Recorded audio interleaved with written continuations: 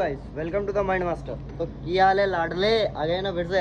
तो गाइस आज होने जा रही है मेरी फील्डिंग सेट, क्योंकि आज देने जा रहे हैं मुझे मेरा रिजल्ट। और रिजल्ट मिलने के बाद पता नहीं घर वाले क्या करेंगे।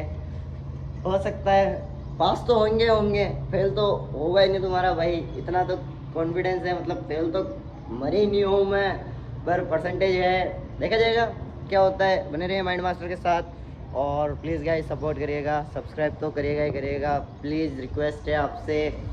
मेरा मतलब वो है टारगेट कि भाई अपन जैसे 60 दिन तक नॉन एडिटिंग ब्लॉग कराए, तो इन 60 डेज़ के अंदर लगभग 500 सब्सक्राइबर हो ही जाए। तो प्लीज़ सपोर्ट करिए, शेयर करिए अपने फ्रेंड्स के साथ वीडियो को।